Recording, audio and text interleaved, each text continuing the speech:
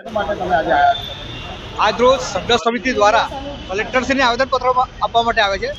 અમારી માંગણી એક જ છે કે અસાધારણ કાયદો તાત્કાલિક ધોરણે અમલમાં આવે, કારણ કે વારંવાર રજૂઆત કરી છે. રજૂઆત કરી પણ પેટ ભરી ગયું અમારું. પણ સરકારનું પાણી હલતું નથી. સરકાર લીગલ આ વસ્તુમાં એક્શન લે, કારણ કે દરેક વિસ્તારોમાં તકલીફ છે. અસાધારણ કાગળ પર જ લખાણ છે, પણ લીગલ એનો પ્રોસેસ પૂરો નહીં થતો. તો લીગલમાં કાર્યવાહી કરવામાં આવે એવી અમારી માંગણી છે.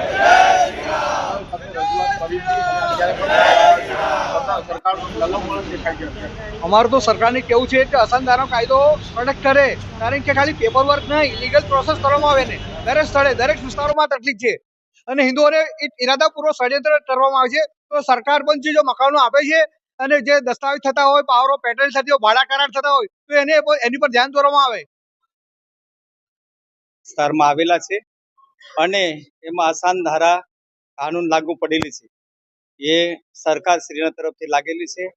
એમાં અમે ખાલી એટલું જ કહીએ છીએ કે અત્યારે 2 મકાન વિધર્મીને વેચ્યા છે. એ મકાનની તહકીકાત થાય અને અમારા વિસ્તારમાં કોમી રામખાનાઓ ના થાય એના માટે કાળજી લેશો. કૃપા વિનંતી.